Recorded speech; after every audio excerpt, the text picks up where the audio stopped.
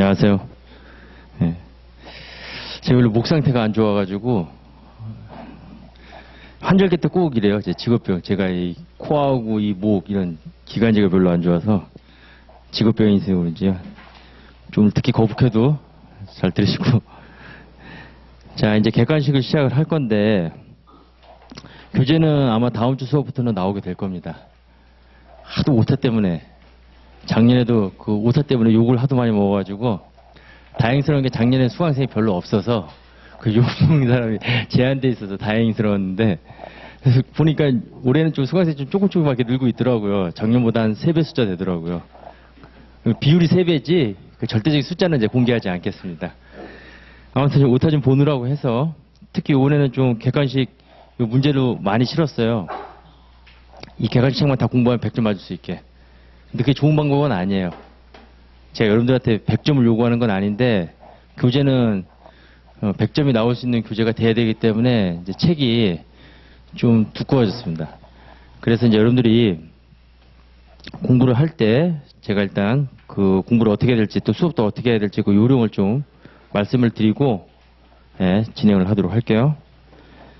일단은 뭐 이제 다음 주 이제 교재 나와서 시작을 할 건데 이제 이 책의 이제 구성을 보게 되면 각 장별로 단원별이죠. 1절과 2절로 구성이 되어 있습니다. 각 챕터가 있고 그 다음에 제1절, 제2절. 근데 이제 1절은 뭘로 되어 있냐면 이건 기출 유형이에요.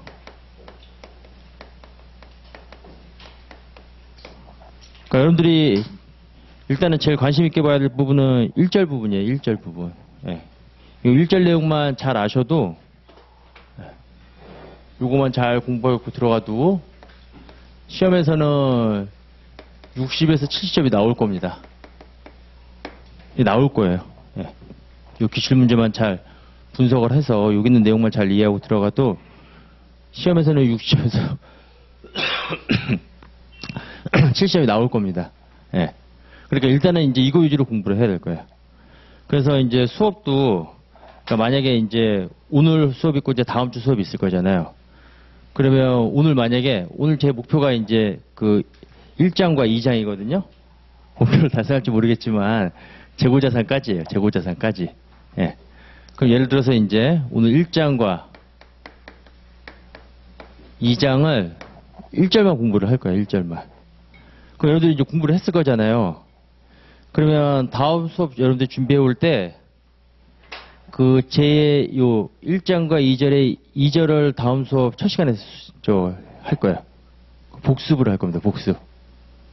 물론 보강을 안 하도록 노력을 할 거예요. 예. 그런데 보강 안 하기 위해서 제가 이제 이런 식으로 하는 거예요. 그리고 여러분들 효과가 되게 클 거예요.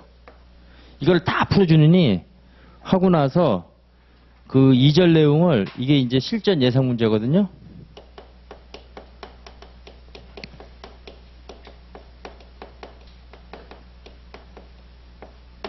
쉬운 난이도는 뭐 여기 1절이 이제 하고 이거는 1절에서의 뭐 중간에서 중상 정도의 난이도가 돼 있는 거예요. 그러니까 이것까지 다 하시면 시험 무조건 90점 이상이 나올 겁니다. 이까지 다 나오면 아마 여기서 벗어나지 못할 거예요. 제가 진짜 심혈을 기울여 가지고 예상을 했거든요. 몇 개나 맞을지 모르겠지만 이 기출문제를 지금까지 나온 회계사, 관세사, 간평사, 관세사 기출문제를 토대로 해가지고 이 기출문제 유형에서 벗어나지 않는 범위 내에서 어렵게 물어볼 수 있는 그 내용까지를 한 거예요. 예. 그러니까 여러분들이 이제 이걸 이제 오늘 1장, 2장 공부했으면 이제 이걸 가지고 문제를 풀어봐야 되는 거예요. 실제로 시간을 재고. 그러니까 요거는 그러니까 이제 시간을 재고 문제당 1분 30초가 넘어서지 않는 범위 내에서 시간을 재고 풀고 아마 시간이 모자랄 거예요. 예. 그래서 이제 이걸 풀 건데 일단 요 예상 문제는 계산 문제도 조금 난이도 있는 것도 많아요. 예. 그런데 이제 그건 뒷부분에 가서는 그건 제가 안 풀어도 된다. 안 풀어도 된다가 아니라 뭐 나는 그렇죠. 뭐 90점 100점 맞을 거 아니다라고 하면 그 문제는 제가 이제 요 계산 문제는 예, 굳이 이제 시간을 들여서 접근하지 않아도 된다. 말씀을 드릴 거예요. 그거 여러분들이 선택을 하세요. 그렇죠? 나는 뭐 시간적 여유가 있어서 풀어보겠다 하면 그 문제를 이해하면 되는 거고, 그러니까 그렇지 않다라고 그러면 여기 있는 요 계산 문제, 제가 이제 풀라고 한 계산 문제만 해도 충분히 뭐 시험 보는 데는 전혀 지장이 없을 겁니다. 무슨 말인지 아시겠죠? 예, 그래서 그거는 선택사항이 되는 거고, 대신 요 실전 예상 문제에 있는 말 문제 있거든요. 이론 문제. 이거는 전부 다 풀어야 돼요. 각 장별로. 예. 간평하고 관세사에서 이론 문제가 꽤 많이 나오잖아요. 10문제 정도 나오거든요. 관세사는 12문제에서 13문제까지도 나옵니다. 그래서 이론 문제는 예, 이거는 전부 다 풀어야 되는 거고, 계산 문제만 제가 분리를 해드릴 거예요. 난이도가 이제 좀 어려운 것만, 그거만 제가 이제, 그거는 뭐 시간 없는 분은 안 봐도 된다라고 이제 사전에 제가 이제 말씀을 드릴 테니까, 일단은 여러분들 이거 공부한 다음에 이제 이거는 제가 빨리 풀 거거든요. 다음 주 이제 수업 시간에 이제 복습용으로 풀 거잖아요. 그렇죠? 그럼 여기 시간을 그렇게 들이지 않을 거라는 거예요. 그러니까 여러분들이 한번 보고 오셔야 되는 거예요. 그러니까 최소한 문제를 읽고 오셔야 돼요. 최소한 이 문제가 어떤 내용인지 그 읽고 오셔야지만 빨리빨리 풀 때 여러분들이 그 좀 이해를 하게 될 겁니다. 무슨 말인지 아시겠죠? 예. 네. 이런 식으로 이제 여러분들이 공부를 하시면 되는 거예요. 그리고 이제 기출 유형에 보면 얘도 그렇고 얘도 그렇고 해설이 기존에 있는 교과서 해설하고는 좀 많이 다를 거예요. 뭐 많이 다르진 않는데, 근데 이 해설이 이제 어디에 중점을 맞췄냐면, 해설이라기보다는 시험장 가서 풀이 방법 형식으로 이 문제를 풀어놨거든요.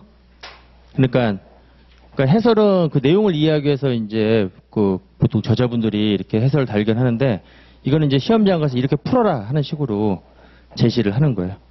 그래서 이제 해설도 이제 그런 식으로 좀 변형을 시켜놨고, 그 다음에 보게 되면 요 기출 유형의 특히 해설이 이제 요거에서 이 저자 팁이라는 게 있어요. 이거는 이제 좀 여러분들이 까다로워하거나 좀 복잡한 계산 문제 유형이 이렇게 나왔을 때 그냥 문제를 이런 식으로 풀라고 제가 설계를 해놓은 거예요. 어차피 문제는 전형적인 유형으로 나오기 때문에 예, 이제 문제가 딱 나오면 어떤 자료를 어떤 식으로 이렇게 파악을 해가지고 어떤 순서대로 풀라고 제가 제시를 해놓은 거니까, 뭐 여러분들 풀이 방법이 있으면 여러분들 풀이 방법을 하시면 되고, 그리고 이제 요걸로 여러분들이 좀 해보겠다라고 하면 요 저자 팁을 이용해서 여러분들이 좀 풀이를 하시면 되겠어요. 그러니까 예를 들어가지고 오늘 나는 좀 프린트해서 만약에 뒤에 이제 이건 계산형에 이제 좀 있는데, 재고자산 문제 같은 경우에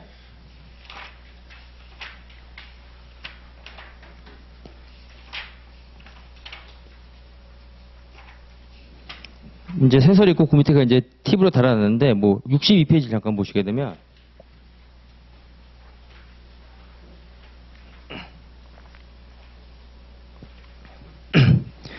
거기 T계정을 이용해서 풀이해라 해가지고 T계정을 하나 그려놨잖아요. 보통 교과서 해설에서는 이렇게 하나 그려놓지는 않어요. 다 각각 원가하고 매가를 구분해서 이제 표시를 하거든요. 근데 시험장 가서는 뭐 그럴 여유가 없으니까 하나를 그려놓고, 그 다음에 그 밑에 팁을 보게 되면 그 순서가 있어요. 이렇게 보면 거기 이제 해설에 보면 1, 2, 3, 4라고 되어 있죠. 그렇죠. 거기 T계정에 보면 오른쪽에 이제 1, 그 다음에 2, 3, 4 이렇게 되어 있죠. 네. 그 순서대로 풀라는 거예요. 소매제곱부 문제가 나오면 일단 기말제곱 매가를 구하고 이번에 원가율을 계산하고, 그 다음에 이제 기말제곱 원가를 계산하고, 그 다음에 이제 판매분에 대한 원가인 매출 원가는 대차 차익을 통해서 구한다. 그러니까 이제 이렇게 해야지만 여러분들이 실제 시험장 가서 시간 내 풀 수가 있거든요. 그래서 이제 좀 더 시간을 줄이고 효율적으로 풀이할 수 있도록, 뭐 뒤에 보면 이제 각 이제 계산 문제별로 뭐 이런 식으로 좀 달아놨어요. 제가 이제 이렇게 하면 이제 도움이 된다고 판단해서, 뭐 72페이지도 마찬가지고, 감모손실하고 평가손실은 또 시험에서 잘 나오는 거잖아요. 계산형 문제가. 그러면 거기 이제 해설 밑에 그 이제 팁이 있잖아요. 그리고 마찬가지로 해설도 그 팁에 근거한 풀이 방법이에요. 예.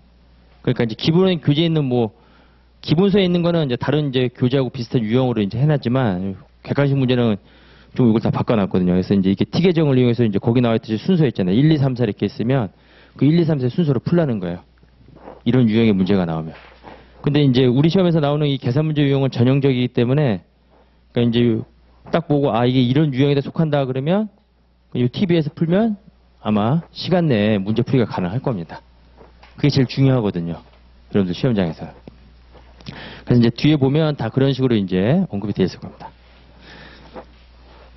자, 그러면 이제 1장 내용부터 진행을 해보도록 할게요. 이거는 교정 전 파일이기 때문에 오타가 있거든요. 근데 교정 후 파일은 거의 없을 거예요.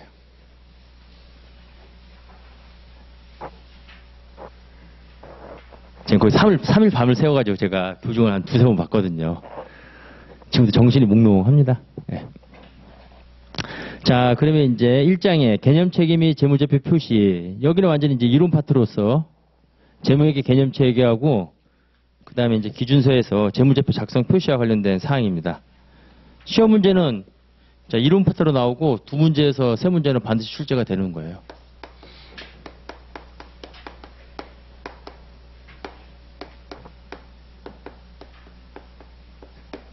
그래서 뭐 세 문제 이상은 뭐 그렇게까지 나오진 않는데 그런데 이제 뭐 네 문제까지는 안 나와도 두 문제에서 세 문제 나옵니다. 가장 중요한 이런 부분이에요. 자, 그러면 이제 1절에 기출문제 유형 보게 되면 첫 번째 일반 목적 재무보고 목적이 있어요. 예, 시험에 종종 잘 나와요. 자, 그래서 1번. 자, 일반 목적 재무보고 목적 거기에 밑줄 긋고 그 다음에 옳지 않은 것을 골라라 이렇게 나왔습니다. 자, 1번 지문 한번 읽어보세요. 네.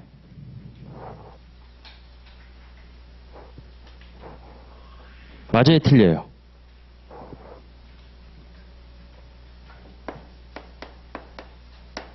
네, 답은 1번이죠. 근데 여기 근데 1번이 맞으면 불안하죠. 오히려 1번이 이 답이 이게 답이다 생각하면 불안한 게 이게 사람 심리라서 보통 뒤를 이제 잃게 되는데. 근데 옳지 않은 것은 이렇게 보게 되면 현재 및 잠재적 투자자, 대여자, 기타 채권자 요거 밑줄 긋고 이게 뭐예요? 일반 목적 재무보고의 주요 정보 이용자가 되는 거예요. 예, 거기 나와 있는 그 기억을 하셔야 돼요. 현재,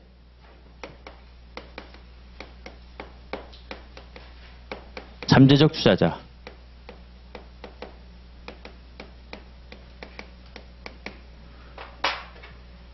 잠재적도 포함이 된다는 거예요. 예를 들어서 투자자니까 기업이 발행한 유가증권에 투자한 사람이겠죠. 채무상품이나 또는 뭐예요? 지분상품. 기업이 발행한 회사채라든가 또는 주식에 투자한 자인데 이 잠재적 투자자는 의미는 뭐냐면 아직 내가 투자는 안 한 거예요. 삼성전자 주식을 산 사람은 현재 투자자가 되는 거고 삼성전자 주식을 살 의도가 있는 사람이죠. 그런 사람은 우리가 잠재적 투자자다 이렇게 얘기하는 거예요. 포함이 되는 거예요. 그리고 대여자 및 기타 채권자.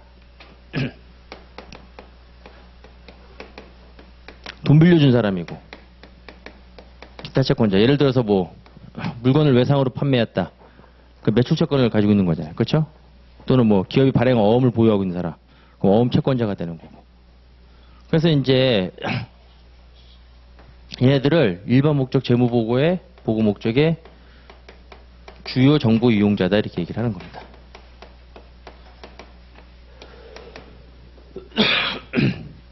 그럼 얘 말고도 대표적인 또 정보 이용자가 있는데 그게 누구냐면 경영진이에요. 경영진 등. 아마 시험에서는 경영진으로 나올 거예요. 근데 얘는 주요 정보 이용자가 아니다 그렇다는 거예요.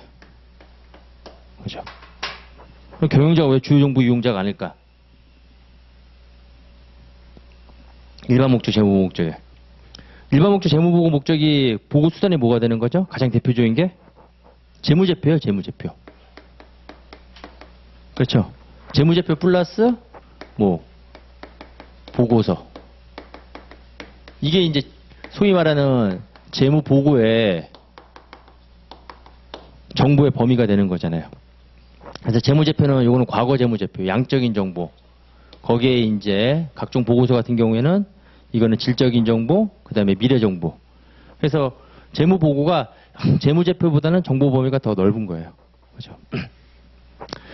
자, 이러한 이제 재무보고서의 이제 주요 정보 이용자인데, 여기서 말하는 이 주요라는 의미가 뭐냐면, 얘네들은 주로 외부 정보 이용자라 이렇게 부릅니다. 또 정보 이용자를 구분할 때. 경영자는 대표적인 내부 정보 이용자예요. 여기서 이제 주요란 말이 이제 어떤 의미가 되냐면, 결국 여기 있는 이 일반 목적 재무 보고에 해당되는 이 정보 보고의 수단에 의존을 할 수밖에 없는 사람이에요. 여기에만 의존할 수밖에 없는 거예요. 내가 그 기업의 정보를 필요하는데 뭐에만 의존할 수밖에 없다. 여기에만 의존할 수밖에 없다는 거야. 그래서 이제 우리가 주요 이용자다 이렇게 얘기하는 거야. 경영자는 그렇지 않죠. 여기 의존하는 게 아니라 여기 재무제표에 있는 현금 정보를 알고 싶다? 회계팀에 가서 불러오면 되잖아요. 그렇죠? 현금 정보 가져오라고. 그러니까 언제든지 뭐예요? 내부에서 그렇죠? 이와 관련된 정보를 우리가 보고받을 수가 있고 파악할 수가 있다는 거죠. 그래서 얘는 얘에 의존하는 사람은 아니게 되는 거죠. 그렇기 때문에 주요 정보 이용자 아니다. 그 주요 정보 이용자의 구분이 바로 그렇게 되는 거예요. 시험에 잘 나옵니다. 아시겠죠? 네. 그런데 이제 이들이 필요로 하는 모든 정보를 제공해야 된다? 아니죠. 이들이 이제 이들이 한 이제 결국은 이제 이 정보를 통해서 이제 결국 이들이 의사결정이라는 걸 할 거잖아요.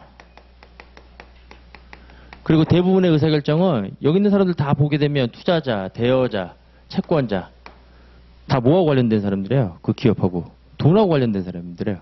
그렇기 때문에 의사결정의 전반적인 내용이 경제적인 의사결정. 이러한 의사결정이 필요한데 그러한 정보를 제공하는 거지 이들이 알고 싶어요. 궁금해요. 내가 삼성전자 투자자인데 그죠? 회장님이 그 좋아하는 음식은 뭔지 그렇죠? 그러니까 궁금하다고 알려달라고 하면 알려줘요? 미친놈이라고 그러지. 그렇죠? 예.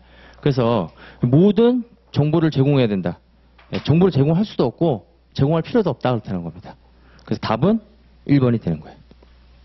그렇죠? 나머지는 다 이제 옳은 문장이 되는 건데 2번은 한번 읽어보세요. 다음 주는 제가 읽어드릴게요. 목 상태가 좋아지면. 네.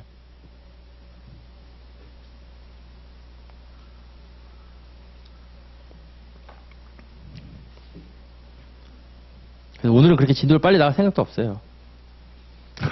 보기 안 좋아서 차라리 보강을 한 번 더 하면 되겠지.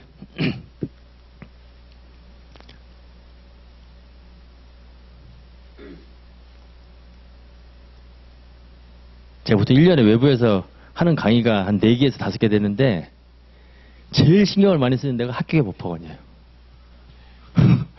진짜 제가 장담하는 애들인데 예. 작년에도 그랬고 작년에 이제 교재도 잘 이렇게 제본으로 하고 그다음에 오타도 많아가지고 진짜 미안한 마음에 근데 올해도 작년하고 별다를 바 없어요. 보니까 제일 신경을 많이 씁니다. 제일 합격자가 많이 나와야 되겠죠. 이번에 세무사 2차 발표했는데 저 2차반이 있는데 제 2차반 제 수강생 중에서 80%가 합격이었어요. 예, 진짜 수업 시간에 빠지지 않고 나온 사람들은 다 합격했어요. 2차 시험에. 예. 물론 저 때문에 그렇다는 얘기는 아닌데 그렇죠. 뭐 저 말고도 제가 가르치는 과목은 이제 원가 관리 얘기고 다른 이제 세법이라든지 세법하기 이제 어려웠는데 아무튼 예. 출석이 중요한 것 같아요. 오프라인 이제 들으신 분들은. 자, 이번에 보게 되면, 자, 이제 일반 목적 재무 보고의 하나의 수단으로서 이제 재무제표가 있는데, 보통 우리가 이제 재무제표를 하면, 일정 시점의 재산 상태를 나타내는 재무상태표, 일정 기간의 경영성과를 나타내는 포괄손익계산서, 특히 IFRS에서는 손익이 포괄손익이에요, 포괄손익. 국제기준의 특징이기도 하죠. 그러니까 손익계산상에서 수익에서 비용 차감한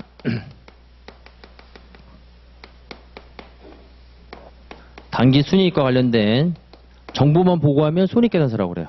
포괄이라는 말이 빠지죠. 근데 이제 여기에 무슨 손익이 보고돼요? 네, 기타 포괄 손익이 보고가 되죠. 네, 기타 포괄 이익이라든가 기타 포괄 손실. 보고하는 방법도 두 가지가 있죠.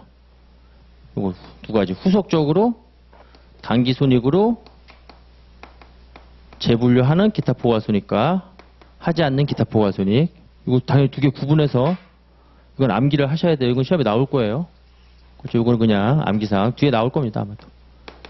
이렇게 해서 이제 기타 포괄손익으로 보고되고 그 다음에 우리가 총 포괄손익 이렇게 이제 형식을 띄고 있죠, 경영사가.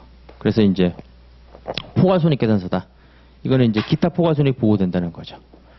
그래서 이제 여기 이제 BS하고 연관시켜 보면 결국은 이제 손익이 보고되고 결국 이게 이제 당연연대 벌어들인 경영 성과니까 궁극적으로 뭐예요?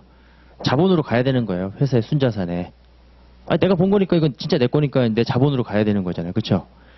그러면 얘는 자본에 어디로 가냐면 얘는 이익형으로 가는 거예요. 이거의 특징은 뭐냐면 실현된 손익이에요. 이익형으로 흘러 들어가는 거예요. 자본으로. 당연연대 100, 여기 100, 200 벌은 거예요. 그 200만큼 당연연도 손익거래를 통해 가지고 자본거래는 제외되는 거죠. 자본거래는 손익계산서 보고되지 않는 거죠. 자기 주식 처분이익이 수익으로 보고돼요? 아니죠. 걔는 직접 자본에 반영이 되는 거죠. 자본잉여금에. 그러니까 손익거래에서 발생한 순자산의 증가분이 되는 거예요. 이 200이 결국은 그렇죠? 여기서 말하는 요 손익거래에서 당연연대 증가된 이게 순자산 증가분이 되는 거예요. 손익거래에서의 순자산 증가분. 그 손익으로 보고가 되고 순자산 증가분이니까 당연히 어디로 가야 되는 거야. 순자산을 나타내는 자본으로 가게 되는 거죠. 그래서 당기순이익은 이익여금. 실현된 손익이니까 이익여금으로 가서 이거는 뭐가 가능하다? 처분이 가능하다. 근데 이건 아직 미실현된 거죠. 개인도 마찬가지잖아요. 월급 받으면 통장으로 들어오는 거는 이익여금이죠. 언제든지 처분 가능하잖아요. 근데 집 사가지고 진짜 집값 오른 거는 그건 처분 불가능한 거죠. 그 집을 팔지 않는 이상. 그 미실현 손익이 바로 얘예요. 그럼 얘는 나중에 실현되기 전까지 기타 포괄손익 누계액으로 가는 거예요. 여기는 쌓이는 거니까 그렇죠? 예, 저량의 개념이 되는 겁니다. 이거 유량의 개념이 되는 거고. 그러다가 이제 나중에 이게 어떻게 되는 거예요? 실현이 되겠죠. 그 실현이 되면 그때는 이제 둘로 구분한다는 거예요. 단기순이익으로 다시 가가지고 이렇게 보고되는 게 있고 아니면 직접 재분류되지 않고 직접 그냥 이익형으로 대체되는 두 가지 종류가 있다 하는 겁니다. 그래서 이제 이러한 연관성도 우리가 이제 그 포괄손익계산에서 잘 물어보는 내용이니까 이 개념을 갖고 있어야 돼요. 그래야지만 자본도 잘 이해가 되는 거고. 그렇죠? 네, 그래서 이제 포괄손익. 그 다음에 현금흐름표. 근데 얘는 다른 애들은 다 발생 기준에 의해서 작성되는데 얘는 무슨 기준이냐면 이건 현금 기준이에요. 그러니까 현금이 들어오고 나간 거에 대해서 이제 회계 처리한 거죠. 현금의 유입과 유출을 활동별로 구분해서 이제 보여주는 거고. 그 다음에 자본변동표. 이것도 일정 기간 동안에 그렇죠? 주주지분의 변동사항을 나타내는 거다 하는 겁니다. 자, 그리고 이제 각각에 대해서 요거에 대해서 여기서는 이제 단순한 계정 과목과 숫자로 우리가 본문에 표시가 되어 있는 거잖아요. 그래서 좀 더 상세하게 표시하는 게 바로 이제 주석이 되는 거야. 그러니까 주석은 별도의 재무제표가 아니라 각 재무제표의 각각의 일부를 구성하는 거예요. 그러니까 재무상태표에도 주석이 있고 여기도 주석이 있고 주석이 있는 거예요. 재무상태표에 현금이 있는데 예를 들어서 뭐 담보제공으로 해서 사용이 제한되어 있다. 그거를 재무상태표 본문에는 표시할 수가 없잖아요. 그럼 따로 설명서를 두는 거예요. 따로 설명서를 둬서 주석에다가 그러한 내용들을 공시를 하는 거다 하는 겁니다. 그러니까 이거는 별도의 얘네들처럼 별도의 재무제표가 아니라 어떤 뭐 재산 상태라든가 또는 뭐 경영성과 또 현금 뭐 흐름 이런 걸 나타내는 어떤 별도의 목적을 가진 그러한 재무제표가 아니라 이 재무제표의 그냥 설명서인 이 재무제표 일부를 우리가 구성하고 있는 거죠. 그러니까 재무제표의 일부를 구성하고 있으니까 얘도 우리가 뭐라고 한다? 재무제표에 포함한다 이렇게 얘기를 하는 겁니다. 그러니까 이제 주석은 이제 재무제표냐 아니냐 이렇게 얘기를 했을 때 얘도 재무제표에 포함한다는 거예요. 왜? 그렇죠? 이러한 보고서의 뭐 일부를 구성하니까. 자, 그렇게 이제 보통 우리가 얘기를 하죠. 자, 그러면 이제 이번에 이제 무슨 얘기냐면, 자, 일반 목적 재무 보고 때 경제적 자원이 뭐예요? 자산이에요, 그 자산. 보고 기업에 대한 청구권. 우리가 이제 BS를 대차로 나누면, 재무관리 관점에서 이 대변은 자금을 조달하는 관점이에요. 그러니까 타인 자본, 부채가 되는 거고, 요거는 타인 자본, 채권자가 되는 거고, 이제 채무자가 되는 거고, 자기 자본. 이거는 주주가 되는 거죠. 투자 받는 거예요. 그래서 주주는 자기가 투자한 금액에 대한 유한 책임을 지게 되는 거죠. 이러한 채권자 주주가 바로 뭐예요? 이 기업의 청구권자가 되는 거예요. 그러니까 청구권을 나타내는 게 바로 뭐가 되는 거예요? 부채하고 자본이 되는 거죠. 그렇게 조달된 자금을 가지고 이제 어떻게 하는 거예요? 장사를 해야 되는 거잖아요. 자산, 운용을 하는 거예요. 투자를 하는 거예요. 그 투자를 하는 게 바로 뭐냐면 자산을 구입하는 겁니다. 그렇죠? 그럼 이 자산이 바로 뭐가 되냐면 경제적 자원이 된다. 그러니까 동그라미 2번은 그 일반 목적 재무 보고에서의 뭘 설명하고 있는 거예요? 재무 상태표를 설명하고 있는 거예요. 그렇죠? 자, 그렇게 해서 보시면 되고, 그 다음에 동그라미 3번 한번 빠르게 읽어보세요.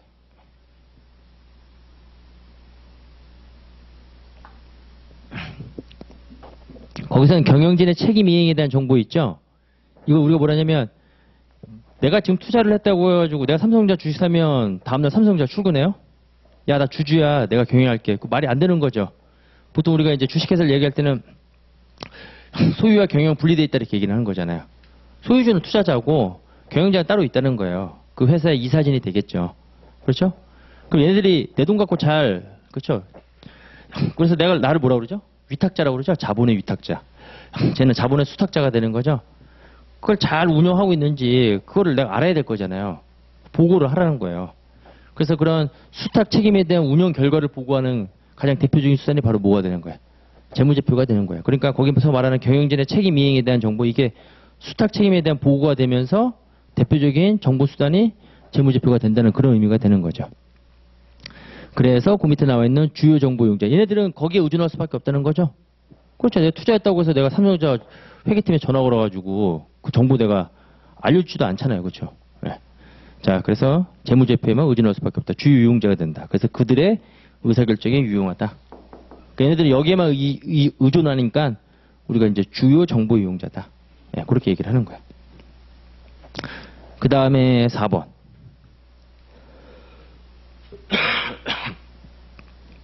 얘기했던 내용이죠. 경영진은 언제든지 내부에서 그렇죠, 이러한 재무제표 말고서도 그죠, 언제든지 이 재무제표와 관련된 내용을 보고받을 수 있으니까 의존할 필요가 없다 이렇게 나와 있는 거고.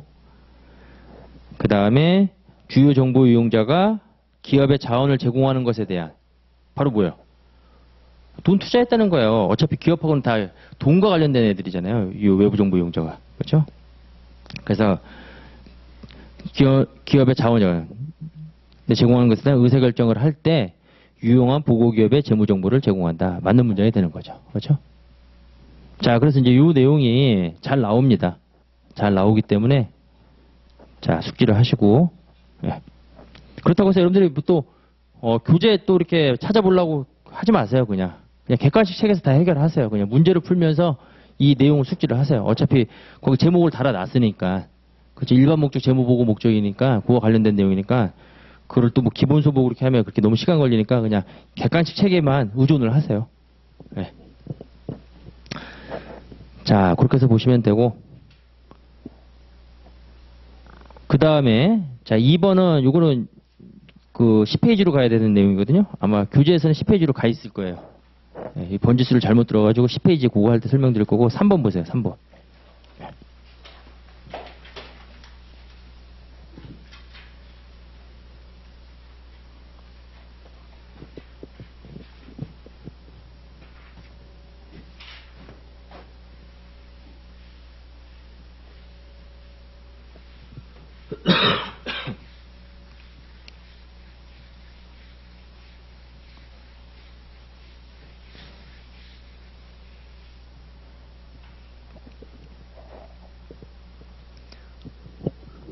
아무튼 여기서 나오는 문제는 다 맞춰야 돼요.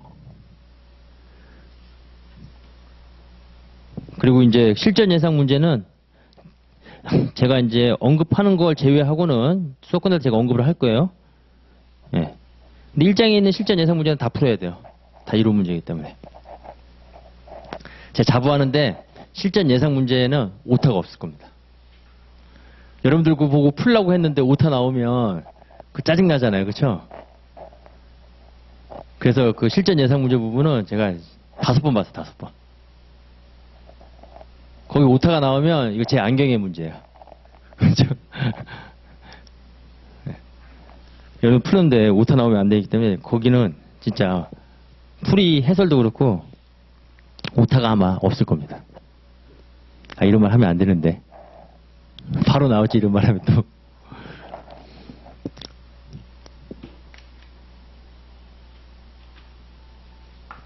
자, 일반 목적, 재무보고의 목적에 관한 설명으로 옳지 않은 것은 이렇게 쭉 나와 있어요. 자, 1번. 아까도 봤던 문장이에요. 아까 1번에서도 나왔던 그런 문장이죠. 예. 넘어가시면 되고. 그 다음에 2번. 지분상품, 주식이죠. 대표적으로 채무상품, 사채가 되는 거예요. 매도 또는 보유하는 것에 대한 현재 및 잠재적 투자자의 의사결정은, 그러니까 잠재적 투자자가 들어갈 수밖에 없는 이유가 뭐냐면 매수라는 의사결정을 해야 되는 거잖아요. 그렇잖아요. 만약에 잠재적 투자자가 빠지면, 그렇죠. 그때는 매수라는 의사결정을 할 필요가 없는 거죠. 이미 갖고 있다는 얘기잖아요. 그때는 매도에 대한 의사결정을 하겠죠. 그래서 잠재적 투자가 들어가는 거예요. 매수 또는 매도. 의사결정에서 그 금융상품 투자에서 그들이 기대하는 수익, 예를 들어서 배당, 그렇죠. 주주는 배당을 받고 그 다음에 채권자는 원금 및 이자의 지급 또는 시장 가격의 상승에 의존한다. 시장 가격의 상승에 의존한다는 건 마찬가지로 주식은 주식시장에서의 뭐예요? 예, 시장 가격에 의해서 주가가 변동이 되는 거잖아요. 그러니까 거기에 따라서 시세 차익이 달라지게 되는 거죠. 마찬가지로 사채 공정가치 변동도 뭐에 따라서. 그러니까 이거는 내가 투자하고 난 다음에 산 이후에 이 가격이 일정하게 고정되어 있는 게 아니죠. 주식이든 사채든. 가격이 변한다는 거예요. 일단 보유하고 있으면 배당이라든가 또는 이자, 그리고 사채는 만기가면 원금을 수취할 수 있게 되는 거고, 그 다음에 내가 이제 매도할 때는, 그때는 이제 매도한다는 거는 가격이 올랐으니까 매도를 하겠죠. 그러니까 시장 가격의 상승에, 그렇죠? 예, 거기 나와 있듯이 시장 가격 상승에 의존하게 되는 거잖아요. 그럼 이제 주가는 공정가치가 어떻게 변동해요? 주식시장에 가보면 돼요. 지금도 거래되고 있잖아요. 9시에 딱 장 열면. 그렇죠? 예. 사채는 시장 가격이 어떻게 변동이 되죠? 사채를 내가 갖고 있으면 내 사채로부터 미래 발생하는 현금 흐름이 계약에 의해서 결정이 되죠.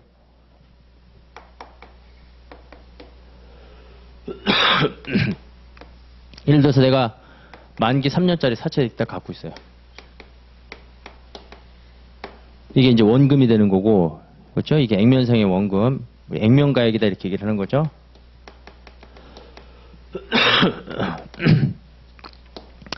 그 다음에 이제 액면가액에 표시되어 있는 표시 이자율에 의해서, 그걸 액면 이자율이다 이렇게 얘기를 하죠. 결정되는 이자, 액면 이자. 그러니까 이제 사채 딱 표시 앞면에 보게 되면 1,000원 이렇게 딱 써져 있는 거고, 만기는 3년. 그 다음 표시 이자는 항상 이자를 연이자로 표시하니까 연 10% 이렇게 표시가 된 거죠. 이걸 보통 우리가 이제 사채의 3요소다 이렇게 얘기를 해요. 액면가액, 만기, 그 다음에 액면이자. 이거에 의해서 뭐가 결정이 되는 거죠? 사채 발행자와 투자자의 미래 현금 흐름이 결정이 되는 거예요. 이거를 사전에 결정하는 거죠, 사전에. 그러니까 사채 투자한 사람은 결국 1년에 얼마씩 받는다는 거예요. 100원, 100원, 100원. 그렇죠? 이 사채 투자하는 기간 동안 이렇게 받는다는 거예요. 이 현금 흐름이 사전에 결정되는 거예요. 발행자는 어떻게 되는 거예요? 이게 지급해야 될 의무가 사전에 결정이 되는 거죠. 그러니까 사채가 부채인 이유가 바로 뭐냐면 이 계약상의 의무예요. 계약상의. 그렇죠? 사전에 이렇게 계약에 의해서 내 현금으로 지급될 그 의무가 있는 거잖아요. 이게 계약상의 의무가 되는 거죠. 이 계약상의 의무가 되면서, 그렇죠. 이제 이걸 투자하게 되면, 자, 1년이 지나면 이자를 회수하게 되겠죠? 그 다음에 또 1년이 지나면 또 이자를 회수하게 돼요. 근데 이 시점에서 이 사채를 처분할 수도 있다는 거잖아요. 그럼 처분한다는 얘기는 이 사채 가격이 올랐다는 얘기죠. 그러면 사채의 이러한 공정가치는 자, 그럼 이제 여기가 0, 1, 2, 3년 할 때, 자, 두 번째 연도에서 이제 공정가치를 구하려고 그런 거야. 그럼 이 공정가치는 어떻게 구하는 거야? 이 사채로부터 지금 발생하는 이 미래 현금 흐름이 있죠. 그죠? 사채로부터 발생하는 미래 현금 흐름이 1년 후에 얼마가 되는 거야? 1,100원이 되는 거죠? 이거는 계약에 의해서 정해져 있는 거잖아요. 그렇죠? 그럼 이 정해져 있는 미래 현금 흐름을 여기에 이제 공정가치를 구하려고 그런 거예요. 그럼 이 미래 현금 흐름에 어떻게 구성이 되냐면 이게 이 사채에 공정가치에 거기에 현행 시장 이자가 포함이 되어 있는 거예요. 그래서 현재 가치라는 게 결국 뭐냐면 이 미래 현금 흐름에 포함되어 있는 이 이자를 제거하는 게 그게 현재 가치를 나타내는 거잖아요. 이거는 시간이 경과돼야지만 발생하는 거니까. 그래서 할인을 하게 되는 거죠. 즉 이자율로.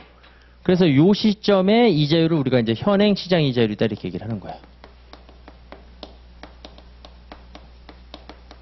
그래서 이 시점에 이자율은 이제 매년 달라지게 되는 거잖아요. 그래서 이 시점에 현행 시장 이자율로 할인을 하면 그 사채 공정가치가 나오는 거예요. 그러니까 사채의 가격은 뭐에 의해서 결정이 되냐면 시장 이자율에 의해서 결정이 되는 거예요. 시장 이자율의 변동에 의해서. 그래서 정해진 미래 현금 흐름인데 만약에 시장 이자율이 상승하게 되면 그러면 1,100원에서 얘가 차지하고 있는 비중이 더 크다는 거잖아요. 시장 이자가 더 많다는 거잖아요. 그러면 이게 올라가게 되면 얘는 어떻게 되는 거야? 떨어지게 되는 거죠.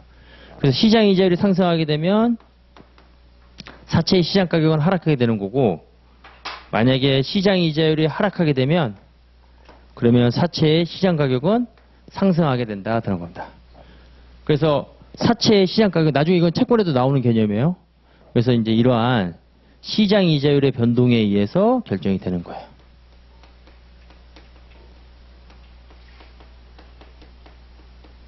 그렇죠? 이게 이제 사채 공정가치를 구하는 거야. 그런데 이제 기준에서는 사채를 우리가 장부가액 표시할 때는 공정가치로 표시하는 게 아니라 발행자 입장에서는 무슨 가치로 표시하죠? 상각 후 원가라고 얘기하죠? 상각 후 취득 원가예요. 취득한 이후에 발행한 이후에 상각이 반영된 원가다 해서 상각 후 취득 원가 줄여서 상각 후 원가예요. 근데 그건 취득 원가 개념이거든요. 그러면 상각 후 원가는 어떻게 계산되냐면 상각 후 원가는 자, 요 시점에서 장부에 표시되어 있는 거는 공정가치가 아니라 뭐가 되는 거예요? 상각 후 원가가 되는 거잖아요. 그거는 이 사채 최초 발생 시점의 시장 이자율 있죠. 그러니까 예를 들어서 이때는 이게 12%인데 이때는 10%가 되는 거죠. 그러면 이 시점에 와서 12%를 우리가 뭐라고 얘기하냐면 현행 이자율이다 이렇게 얘기를 하는 거야. 이 시점에 그럼 이제 얘는 뭐가 되는 거야? 과거가 되는 거죠. 과거. 이거는 현행 시장 이자율. 이거는 과거의 시장 이자율이 되는 거죠. 그래서 이걸 뭐라고 그러냐면 역사적 시장 이자율이다 이렇게 얘기를 하는 거예요. 그래서 만약에 그렇죠? 원래 사채를 처음 발행했을 때 사채 미래 현금 흐름을 처음 발행 당시에 이 이자율로 할인했을 거잖아요. 그렇죠? 그리고 장부에는 계속 이 이자율로 할인해서 표시하는 거예요. 그러니까 이거는 처음 발행된 시각이니까 이건 취득 원가의 개념이 되는 거야. 이때는 공정가치인지 모르겠지만 이때 현재는 공정가치이면서 동시에 취득 원가가 되는 거죠. 어차피 취득 원가는 모든 자산의 취득 원가는 뭐 공정가치로 우리가 취득 원가가 되는 거잖아요. 근데 시간이 지나면 공정가치가 변동이 된다는 거죠. 그러면 이때는 이제 공정가치가 되는 거고 새로운 공정가치가 되는 거고 과거에 이제 취득했을 때 공정가치는 이제 취득 원가다 이렇게 표현을 하는 거예요. 그렇죠? 이건 새로운 공정가치, 그다음에 이거는 과거의 취득 원가, 현행 원가, 취득 원가 이렇게 되는 거죠. 그러니까 이제 결국에는 이자율이 사채 가격을 결정하니까 이 사채 미래 현금 흐름을 최초의 요 발행 시점에 요 시장 이자율로 할인하게 되면 그때는 이제 무슨 원가가 되는 거야? 상각 후 원가가 되는 거다. 그러니까 이 1,100원을 12%로 할인하면 그때는 공정가치가 되는 거고 지금 이자율. 그 다음에 과거에 이 이자율로 할인하게 되면 10%로 할인하게 되면 그때는 상각 후 원가가 되는 거야. 근데 장부에는 상각 후 원가를 표시를 하는 거죠. 발행자는. 투자자는 이제 사채 투자자는 기준에서 자기 그 투자 모형에 따라서 분류를 해놨잖아요. 그러니까 내가 이걸 투자를 했을 때 만기까지 가서 원리금까지 수취할 목적이다. 거기에 해당이 되면 그때는 삼각후 원가로 표시하는 거야. 그럼 투자자도 뭐예요? 걔는 사채로부터 미래 얻게 되는 현금 흐름을 과거에 뭐예요? 자기가 취득했을 때 그 시장 이자로 할인하면 되는 거죠. 그리고 우리가 삼각후 원가 측정 삼각후 원가 측정 금융자산에 대해 이렇게 얘기를 하잖아요. 그런데 이제 투자 목적이 어디에 되면 원리금 수취 목적 또는 매도 목적이다. 그렇죠? 그러면 그때는 기타 포괄손이 공정가치 측정 금융자산으로 분류하게 되는 거죠. 그러면 걔는 어떻게 되는 거야? 기말에 가서 공정가치를 평가를 해야 되는 거예요. 그러면 이제 장부에 계산되어 있는 삼각후 원가와 공정가치 평가 금액의 차이가 뭐가 되는 거야? 그 평가 손익이 되는 거다. 그런 겁니다. 이 내용 시험에 나올 거예요. 채무상품에 보게 되면. 채무상품에서 나오면 어려운 내용이 나오겠지만 결국은 요걸 물어볼 거다 같은 겁니다. 공정가치 평가를 물어보겠죠. 투자자 입장에서는. 그리고 발행자 입장에서는 걔는 공정가치를 평가하지 않으니까 뭐예요? 삼각후 원가를 물어보겠죠. 그러니까 걔는 장부 금액과 그 다음에 손익계산서에 영향을 미치는 유효이자 그리고 나중에 이제 상환할 때 상환손익 물어보는 게 세 가지가 되는 건데 여러분들 요 메커니즘을 아셔야 된다 하는 겁니다. 아시겠죠? 예. 자, 그래서 이제 시장 가격의 상승에 의존할 수밖에 없다 하는 겁니다. 자, 3번 아까 봤던 문장이고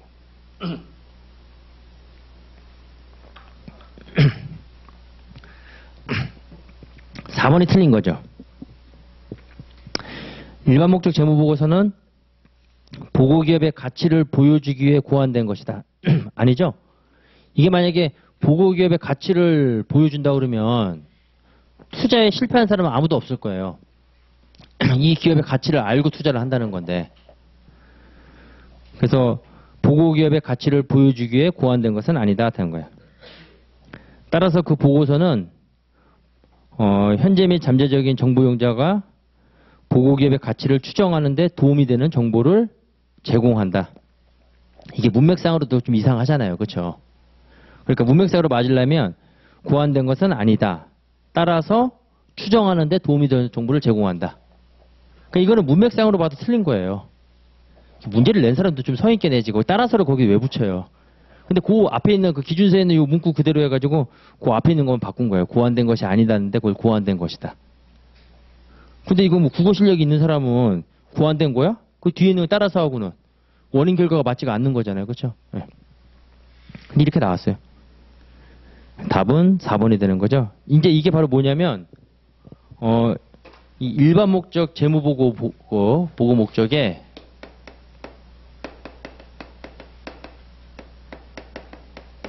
제목도 이 뭐야? 목적이 두 번이나 들어가서 발음하기도 불편해요. 결국 재무제표예요. 재무제표. 이거 이제 뭘 설명하고 있는 거냐면 한계점을 설명하고 있는 거예요. 그렇죠. 한계점. 그런데 이게 중요해요.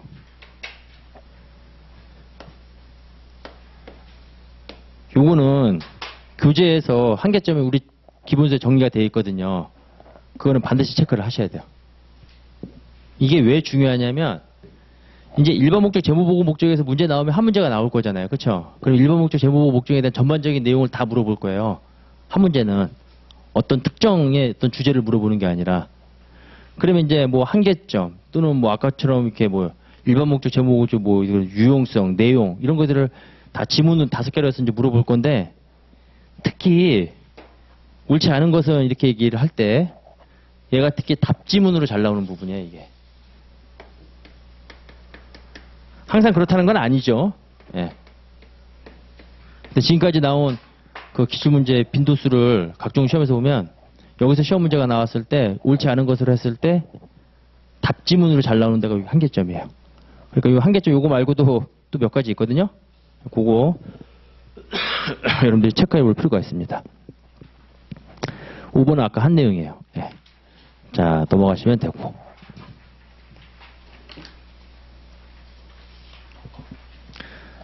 그 다음에 재무보고를 위한 개념체계인데, 이거 교재는 다 오타 다 발견해서 다 해놨어요. 이게 발견 전 파일이라서 이게 미리 복사를 해가지고.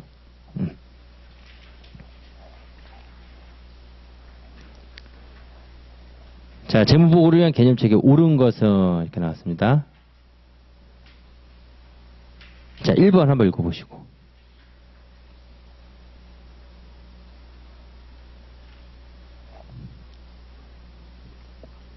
이거 한번 풀어보세요. 이 문제 까다로워요. 이게 작년에 나왔던 간평사 시험 문제잖아요. 한번 풀어보세요, 이거. 거의 답이 없으니까.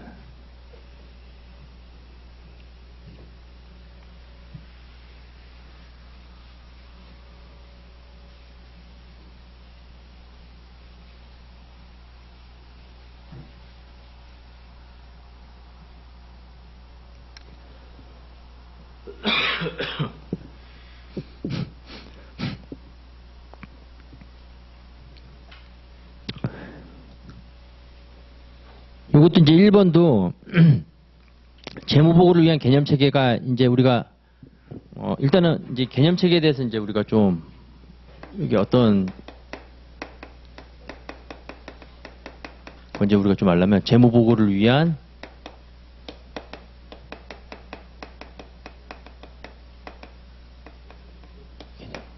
제가 하고 있는 이제 기준서를 보면 이제 이렇게 굉장히 두꺼운 이렇게 책이 있는데 그게 이제 기준서 내용이잖아요. 그래서 기준서 순서대로 쭉 되어 있는데 맨 앞에 뭐가 있냐면 처음부터 기준서 이제 1001호 이렇게 나오는 게 아니라 재무보고를 위한 개념 체계가 이제 딱 설명되어 있어요.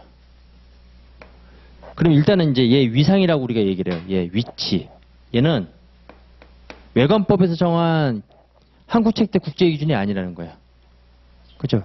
한국책대 국제기준은 그거는 법 규정이에요. 외부감사 법률에 의한 법 규정이라는 거죠. 그런데 한국이 채택한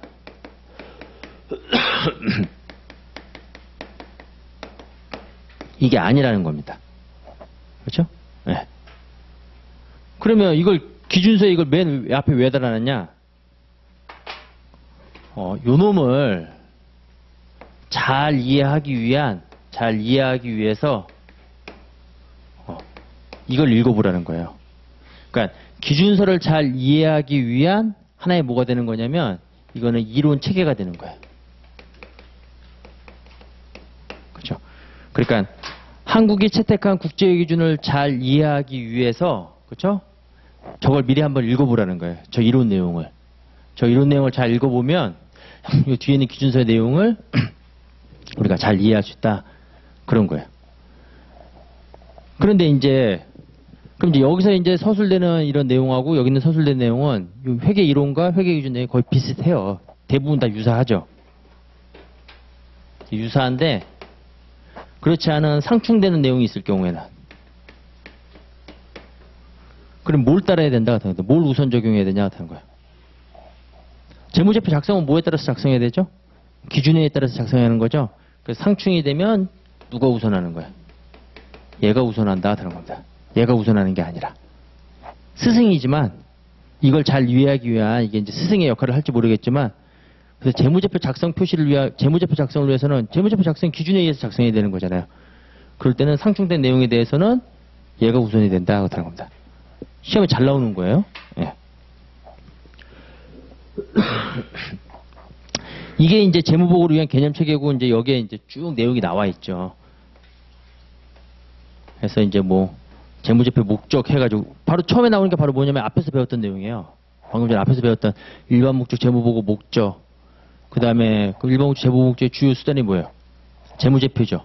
그럼 그 재무제표에 포함되어 있는 그러한 재무정보의 질적 특성 제일 중요한 게 시험에서 제일 잘 나오는 게 이거 무조건 나오는 거예요. 이 개념 체계에서의 재무정보 질적 특성. 그러니까 한 문제가 나온다라고 하면 여기서 나올 거예요. 일반 목적, 재무보고 목적, 대표적인 수단, 재무제표, 그럼 재무제표에 포함되어 있는 그 재무정보의 성격은 어떤 건지, 질적 특성. 그 다음에 이러한 재무제표는 뭘로 구성이 되어 있는지. 그렇죠? 재무제표 요소와 그 다음에 정의. 그 다음에 그걸 장부에 기록하는 걸 우리가 인식이라고 그러죠. 그리고 거기에 대한 화폐 가치를 부여하잖아요. 그래서 재무제표 요소의 인식과 측정. 그 다음에 맨 마지막에 뭐예요? 이익 개념으로서 우리가 이제 재무자본 유지와 관련된 자본 유지 개념과 관련된 이익 개념. 해서 재무자본 유지, 실물자본 유지. 그렇게 이제 공부를 하는 거죠. 그래서 그런 내용들이 쭉 설명이 되어 있는 거예요. 그래서 이제 개념체계에 관한 이렇게 시험 문제가 나오면 여기 있는 전반적인 내용을 다 이제 지문 5개로 해가지고 이제 물어볼 겁니다. 일반 목적, 재무 목적에서 질적 특성에 가서 맨 마지막에 뭐까지, 그렇죠? 그 자본 유지 개념에 의한 이익 내용까지. 그러니까 전반적인 내용을 물어보는 그런 형태가 이제 질문의 유형이 개념 체계에 관한 이렇게 나와요. 그런 문제의 질문의 유형이. 자, 그럼 1번 부채. 근데 이게 여기 나와 있는 재무제표 요소에서 이제 자산부채, 자본, 수익 비용이잖아요. 재무제표를 구성한 요소가. 그럼 이제 부채에 대해서 이제 쭉 설명하고 있는 거겠죠. 그렇죠? 과거 거래의 결과로 발생한 것으로 미래의 기업 실체가 부담할 의무로서 현재 그 의무를 이행한다.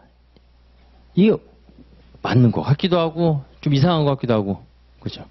맞아요, 틀려요? 틀린 거죠. 그렇죠?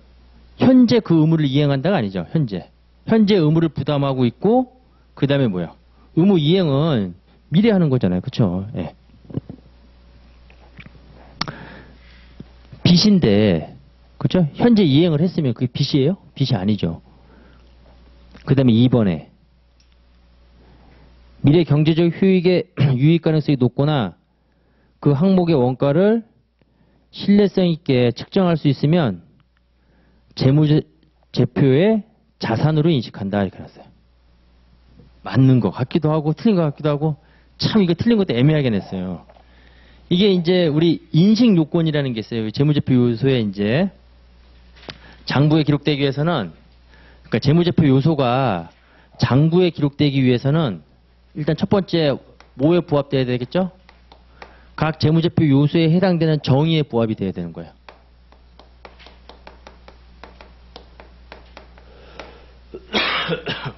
그래서 자산 같은 경우에는 과거 사건 거래 결과로 인해서 기업이 통제권을 가지고 있으며 미래 경제적 효익이 유입되는 게 그게 자산의 정의가 되는 거죠. 부채는 과거 사건 거래 결과로 인해서 아까 여기 봤듯이 뭐야? 현재 의무가 존재해야 되는 거고, 예. 그렇죠. 미래 내가 이제 갚아야 될 거. 뭐 그렇게 돼 있어요, 정의가. 뭐 수익 비용도 마찬가지로 순자산의 증가인데 자본거래 제외한 거. 비용도 순자산의 감소인데 자본거래 제외한 거. 그렇다고 해서 정의에 부합된다고 해서 다 장부에 기록하는 건 아니에요. 장부에 기록되기 위해서는 자, 인식 기준을 충족을 해야 돼요. 인식 기준. 각각의 정의에 부합이 되면서 걔네들의 발생 가능성이 높아야 된다. 매우 높아야 된다 그러면 틀린 거예요. 그렇죠? 높아야 된대요. 네. 발생 가능성이 높아야 되고 또한 그 금액을 신뢰성 있게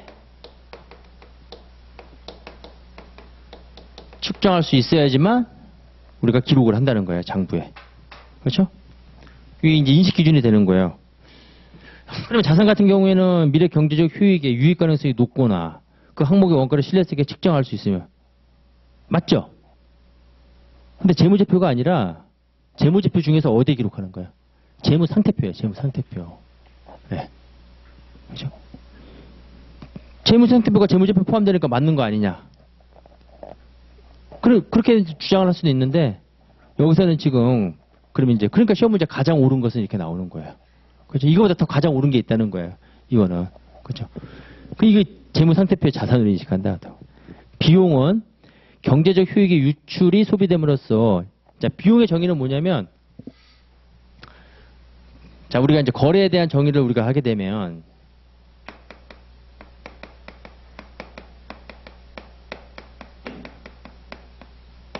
일단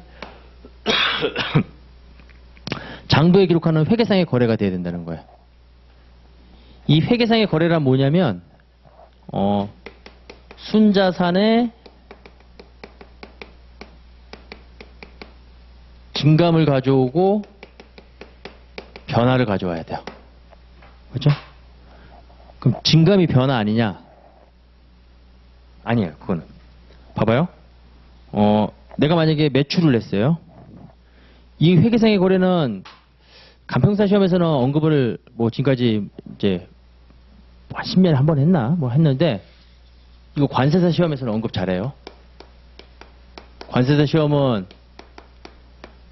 이 회계상의 요 거래라든가 수정사항 그 앞에 있는 기본 내용을 꼭 한 문제씩 물어봐요. 그 중에 잘 나온 놈이 요 놈이에요. 회계상의 거래. 장부에 기록하는 거래. 근데 우리가 거래로 일반적으로 거래로 인식하지만 장부에 기록하지 않는 거래. 그죠? 그러니까 두 가지가 있다는 거죠. 우리가 일반적으로는 거래로 인식을 하는데 회계상에서는 거래로 안 보겠다는 거예요. 반대로 일반적으로 우리가 거래라고 생각하지 않는데 회계상에서는 거래로 보는 거. 관세사 준비하시는 분들 이거 숙제하세요. 그럼 이제 이 예가 나오거든요. 그럼 예를 기억하셔야 돼요. 물론 간평도 나올 수 있어요. 일반적으로 거래인데 회계상에 거래하는 거. 이게 뭐냐면 계약, 담보. 시험에 나오는 거 정해져 있어요. 종업원 채용. 뭐 계약 같은 경우에 MOU도 이렇게 나와요. MOU를 체결하였다. 그러면 MOU가 같이 잘해보자는 그런 협력 관계에 대해서 이제 우리가 공식적으로 우리가 문서를 만들어서 작성하는 거잖아요. 그러니까 양해각서라고 그러잖아요. MOU가. 양해각서 체결했다. 계약하기로 했다. 자, 제가 물건 팔고 밥 먹으면서 저 15원어치 물건 팔아드릴게요. 계약을 했어요. 계약서 썼어요. 회계상에 거래해요? 그 인식을 하냐 이거야. 인식을 안 해요. 왜? 아, 내가 말로 했는데 밥 먹고 나서 밥값 상대방이 안 내면 아까 그 계약 취소합시다. 이렇게 할 수도 있는 거잖아요. 별로 안 웃기는구나. 그쵸? 그 얘기는 언제든지 취소가 하는 거예요. 순자산의 증감이 있어요? 없어요? 계약했다고 해서. 없어요. 그러니까 보통 우리가 이제 이런 것들을 거래를 우리가 이제 볼지 모르겠지만 계약을 체결한 거는 순자산의 증감을 가져오지 않기 때문에 이거는 장부에 기록하는 거래가 아니라는 거예요. 다 이게 무슨 성격이라는 거죠? 약속의 성격이라는 거예요. 약속. 그런데 일반적으로 거래 아닌데 회계상의 거래를 보는 거. 대표적인 게 화재, 도난, 파손. 아, 근데 건물 창고에 건물에 불이 났어요. 불 났다 이렇게 얘기하지 누가 거래 났다 이렇게 얘기를 해요? 그렇죠? 도둑이야 그러지 거래야 그래요? 회계상의 거래예요. 근데 왜? 순자산이 감소하잖아요. 화재로 인해서 감소하고 그 도난 파손 등으로 인해 가지고 순자산이 감소하잖아요. 이건 회계상에 기록을 해야 되는 거예요. 이거 구분하는 게 잘 나옵니다.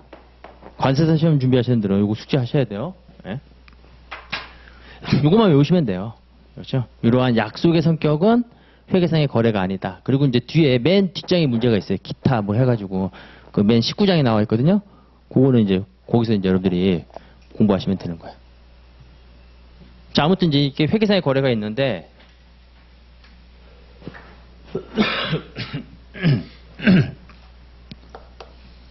이러한 모든 회계상의 거래는 크게 두 가지로 구분돼요. 뭐가 있냐면 주주와의 거래, 그 우리가 이제 자본거래다 이렇게 얘기를 하는 거예요. 그 다음에 자본거래 아닌 걸 우리가 손익거래다 이렇게 얘기를 하는 거예요. 얘가 경영성과로 가는 거예요. 이 손익거래를 통한 순자산의 증가와 감소 부분을 우리가 수익과 비용으로 보고를 한다 하는 겁니다. 그렇죠? 손익거래를 통한 순자산의 증가는 뭐가 되는 거야? 수익이고 순자산의 감소는 비용이 되는 거야. 그럼 순자산이라는 게 자산 마이너스 부채가 되는 거잖아요.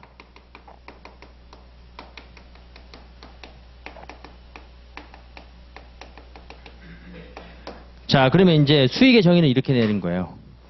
자본거래가 아니면서 자본거래는 수익비용으로 보고하지 않죠? 걔는 어떻게 보고해요? 직접 순자산의 증감분을 자본에 반영을 하는 거예요. 자, 지금 우리가 이제 자본을 이제 공부를 하는 거예요. 이걸 다 설명을 하면 이제 쭉 이렇게 이제 이런 게 보여요. 이제 쭉 이렇게 뒤에 있는 우리가 이제 개정 과목 보게 되면 자본을 크게 5가지로 구분하죠. 여러분들 머릿속에 있어야 돼요. 이게 연계가 돼야 돼요. 여기 뭐죠? 자본금, 자본, 잉여금.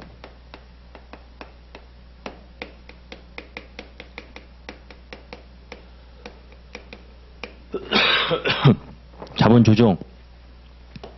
그 다음에 기타 포괄손익 누계액. 이 둘로 구분한다 그랬어요. 단기손익으로 재분류하는 거하고 안 하는 거하고. 그 다음에 그러니까 손익계산서도 둘로 구분해가지고 자본을 보고될 때도 둘로 구분돼서 보고되는 거야. 손익계산서도 둘로 나누어서 하고. 그 다음에 이제 이익여금. 이게 결국에 이제 회사 설립하면 딱 자본금 갖고 시작해가지고 그 다음에 이제 이 거래가 발생하잖아요. 그럼 이 거래가 두 가지 종류가 있겠죠. 주식회사를 가정했을 경우 손익거래하고 자본거래. 그러면 이제 설립 이후에 이러한 거래를 통해 가지고 순자산의 증가 감소가 결국엔 다 여기에 반영이 되는 거죠. 그런데 여기까지는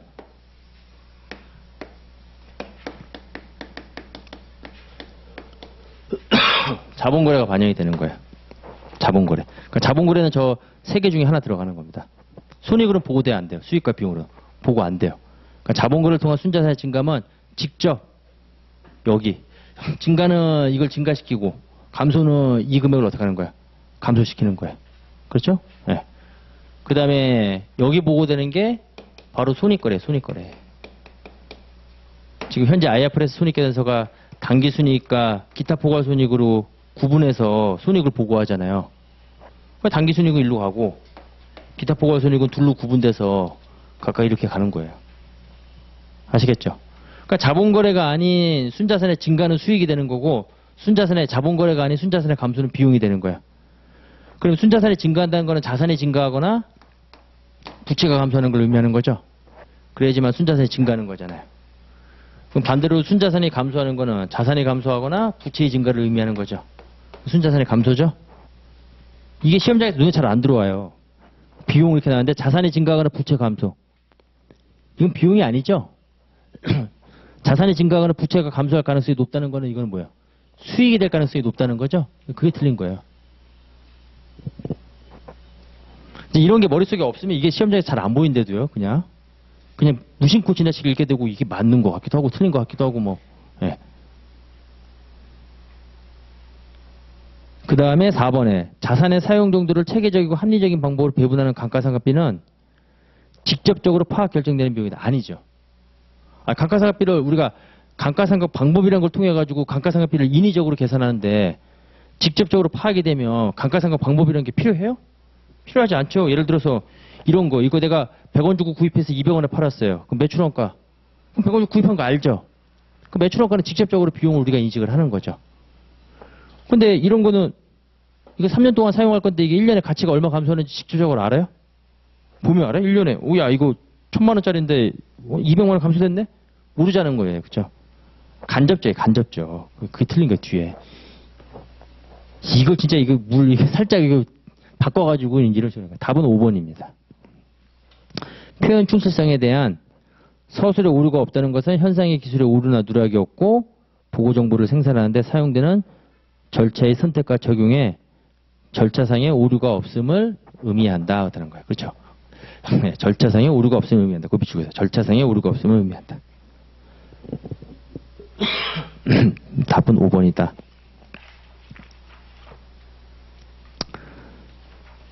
자, 다시 돌아와서 8페이지 2번으로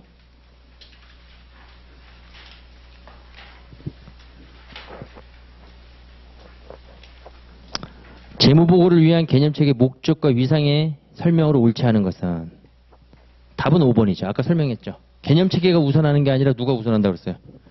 기준이 우선한다고 그랬죠? 그래서 그 5번 지문이 재무제표의 위상을 나타내고 그 위에 있는 1, 2, 3, 4 그 묶어서 옆에다 썼어요. 개념체계의 목적 또는 역할 이렇게 보시면 돼요. 그 목적과 역할을 어떻게 보라고 했어요? 제가 주어와 서술을 보라고 그랬죠. 여기 나오는 주어한테 아무튼 개념체계가 뭐예요? 도움을 제공을 하는 거예요. 한국회계기준위원회 뭐 하는데요? 기준 만드는데. 그렇죠? 제 지도교수가 여기 위원장이었어요. 회계학회장이었어요. 위원장. 별로 뭐 좋은 기억은 하나도 갖고 있지 않은데 네. 아무튼 개념체계는 재무제표 작성자 뭐 하는 거야? 회계 처리하는 거죠. 근데 거기 뭐라고 했어요? 미비한 주제에 대한 회계 처리를 하는데 도움을 준다. 그 미비한 주제가 뭘 의미할까요? 보통 우리가 회계 처리는 뭐 가지고 하는 거죠? 기준에서 하는 거잖아요. 근데 기준에서 그렇죠. 정의되지 규정되지 않은 거래도 있을 거잖아요. 근데 이 거래에 대한 회계 처리를 하려고 기준을 딱 봤는데 기준에 그 내용이 없는 거예요. 그렇다고 회계 처리 누락할 수는 없는 거잖아요. 회계 처리 해야 되겠죠. 근데 이론 체계에 뭐가 있어요? 개념 체계가 있잖아요. 그렇죠? 그럼 개념 체계 바탕에서 뭐예요? 회계 처리하라 그걸 나타난 겁니다. 그러니까 기준에서 언급되지 않은 이런 미비한 회계 처리에 대해서는 그때는 회계 이론을 바탕으로 해서 회계 처리할 수밖에 없는 거죠. 예. 그래서 이제 우리가 뭐라고 그러는 거예요? 미비한 주제 이렇게 얘기를 하는 거죠. 경영진 뭐 아까 저거 뭐냐 4번은 이용자 3번이죠. 이용자 해석 감사인 그죠? 공인회계사소관에게 회계법인에서는 감사하고 그 다음에 감사 의견을 표명하는 점. 그래서 그 네 개가 개념체계의 목적, 역할을 나타낸다 하는 겁니다. 자, 일단 여기까지 하고 좀 쉬었다가 질적 특성 보도록 하겠습니다.